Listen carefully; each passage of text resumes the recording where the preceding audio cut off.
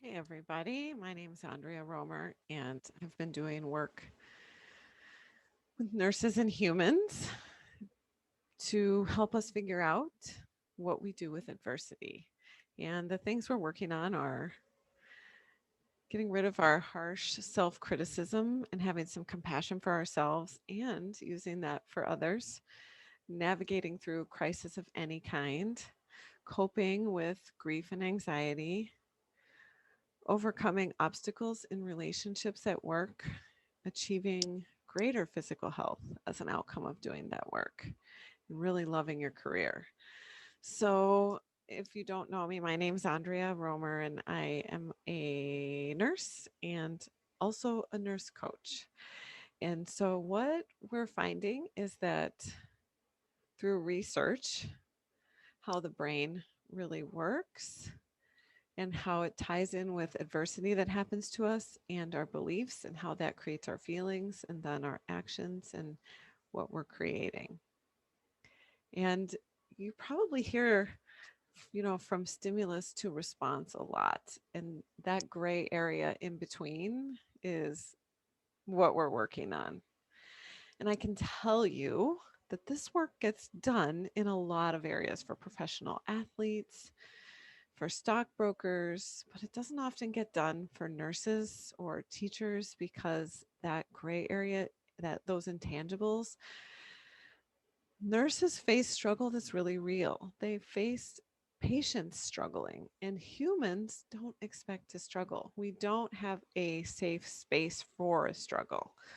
And so, as I've been going through this work, and especially since I started it before COVID and going through it in COVID, has really been helpful. And I can guide you to doing this type of work for yourself. Why is it important? Because I've always, as a nurse, been looking for something outside of me to make me feel better or more in control or learn how to process my feelings or give me more empathy. And that all came from inside of me. So I want to just first touch on a couple things. One is, and I will go to some slides. I guess I'll go to those first. So if you're watching this, thank you for watching this. And clearly, we are all looking to grow, and that is why we do this work. So this is an operational agreement that I use for groups, but also I use it for myself. So I'm going to keep this video to about 10 minutes. So strive for intellectual humility. Be willing to grapple with challenging ideas.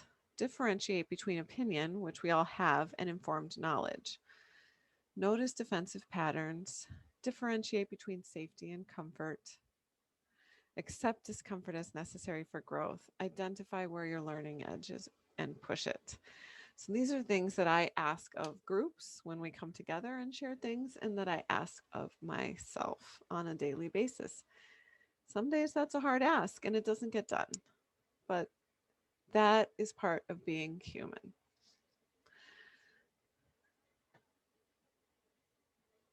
So, awareness and resilience and compassion are kind of the three keys. Having presence and awareness on shift can sometimes seem really difficult. And you're like, why is it necessary? Because often we're bringing stuff that happened in our past shift with us, and that comes with us just in our thoughts.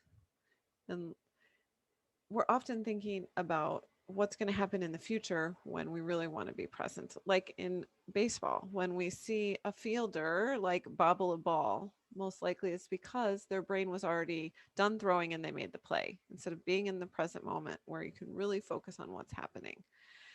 Guess what? We have human brains, and that's how our brains work. And so oftentimes our brain will say it's easier to be in the past or the future than being here right now, maybe with a really busy patient load or a patient that isn't doing well.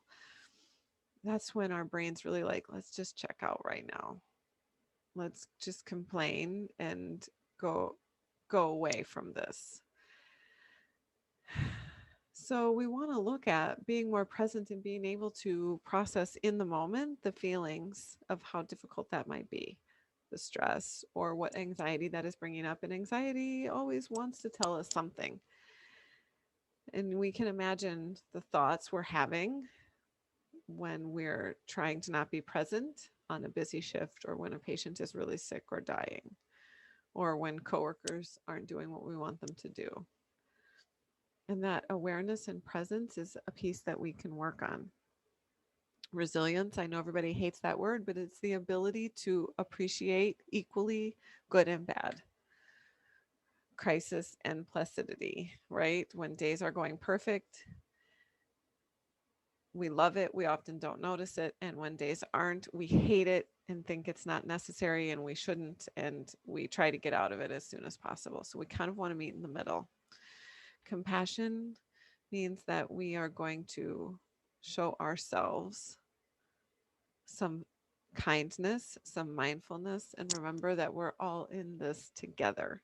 I know as humans, we forget that we're all in this together, especially in a hospital. All the different units of nurses forget that we're all together.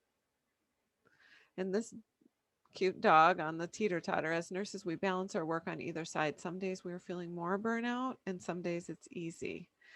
Low lows and high highs, we want to even out because we think we're going to get to a place in our career or in a place with patients or pandemics or staffing where we're not going to feel burnt out. And sometimes we're just going to cycle through that. And we're going to be burned out in other areas of our lives as well, on parenting, on marriages, on fitness. And so learning how that burnout work applies is super important as well. We can manage our mindset strategies, and we're learning them. So I'm going to flip over to a different slide here. I want to talk a little bit about connection. And Brene says that she defines connection as the energy that exists between people when they feel seen, heard, and valued, when they can give and receive without judgment, and when they derive sustenance and strength from a relationship. You know, we often, one thing I've noticed with nurses is that we're not necessarily willing to connect with humans. You know, our hospital has an excellent peer support program, and that's where you can say to a human, like, this is really bothering me, can you listen, can I say some of these words? And peer support means we're not trying to solve, there's nothing to solve, you just get to feel that way. But that connecting feels like diving off of a cliff, because we're used to going into our devices, which give our brains dopamine. If you want to know from a medical perspective or from how the body works, when we feel distress, we run from it. So that means we go into our device, we get a hit of dopamine, which makes us feel better from where we were feeling distressed. And that lasts for some time, but it's not based on something that was tangible that actually helped you address what was bothering you or say the words.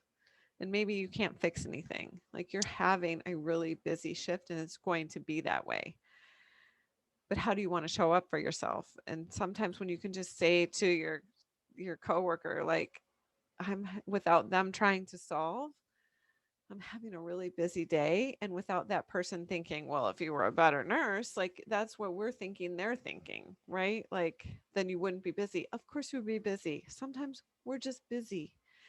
Why does busy have to be bad? Can we give ourselves the grace to say we're just busy and it doesn't mean anything about us? And I'm going to use that belief to guide me in my day so that I can get a lunch, because being busy is just the day. It doesn't mean anything about me. So I have 5 patients. I'm thinking they're very busy. I'm seeing in my actions that they're very busy. How do I want to feel about this? All of this brings up vulnerability, and all of this is within our own power to change. We get to decide when we want to start looking at this honestly and when we're ready. And so I'm offering this work to you. So we know that our sympathetic nervous system gives us fight or flight. And oftentimes a busy day feels very unsafe to us and puts us in that fight or flight. And when we can connect with someone, if you can call your husband, if you can FaceTime with a child, if you can talk to a coworker or a manager and just be like, this sucks, I don't need it to change. I'm going to get through this. It creates oxytocin, which calms down your nervous system. Our brain likes to create the story that we're unsafe because that is how it keeps us safe. When we start knowing that we're not unsafe, we can handle the busy day, we can find what we need, we don't have to stay in fight or flight, is when we show up differently. And nurses and humans are learning to embrace vulnerability. That doesn't make us weak. And I want to go to this little slide. It is a common misconception that showing emotion is a sign of weakness. Our emotions let us know to pay attention to what is happening in our brain. When you're feeling a strong emotion like anger, stress, anxiety, something strong at work, then you want to go inward and not try to change something externally. Like those 5 patients are really busy, you feel distressed. You want to take a minute to say, what's really going on here? Am I telling myself that I'm only busy because of the kind of nurse I am? Or am I willing to accept that this is a busy day and how can I show up and still get a lunch? Where will that put you so that you can say, if I don't have to do all of the things, some that don't need to be done, I know I need to take care of me first, because you're not making it mean that your busy day is about you. It's because of you. It's just because our thoughts create our emotions. And we mostly have defined labels for our feelings. Like we were talking, like I mentioned, like there are feelings we are unwilling to feel. We don't want to. And that's where we shove everything into our shoe closet. We can't find the match of the feelings. And we really want to start as nurses processing our feelings on shift. I thought this was really pertinent. So, this is when you're thinking there was a violation of your rights, you get angry. So, one thing I've been thinking is that the hospital didn't give me what I wanted during COVID, and that makes me feel angry. And that comes up for me. And I, spend some time with it and I think about it. And I remember that there's a lot of things they did give me, and I do spend time talking to people about what we want given to us. And I can't ask or share from a place of anger. So I have to get to that place where I'm willing to set down my anger. Sadness or depression comes from loss of self or loss. And you may have been feeling that during COVID for sure, because we were busier, we were doing things that were completely different than what we had been doing. You might be thinking that you just couldn't find yourself, like all valid. Are you taking time to process this? Violation of another's right equals guilt. Like if we think we made a mistake or didn't work hard enough, which again, when the brain offers that we didn't do enough, that's not fact, because there's nurses that do way more and nurses that do way less. Future threat, anxiety, and fear. Think about how much of that came up during COVID. We didn't know what was going to happen. We didn't know if we were going to have enough PPE. We didn't know if our families were going to get sick. We didn't know if we were going to get sick. And from that place, when we were going on shift with that, how much of that we've, one, kept with us and still are carrying with us. And that kind of blocked us from the place of seeing that, well, I mean, you guys may be grappling with not getting PPE, and that anxiety and fear was really real. And so I would love to hear more about that. So if you show up to the next meeting, it would be great to hear, like, what were you thinking and feeling in that moment when you maybe weren't using the right PPE or didn't have enough? It would be great to explore that more. And how long do you feel like you're, one, are you looking at your emotions, and two, are you getting support? And then embarrassment is negative comparison to others, and we normally do that mostly in ourselves. So there's a lot of pieces here. The most important are that our beliefs, our thoughts, and we think that our beliefs are our truth. And what I want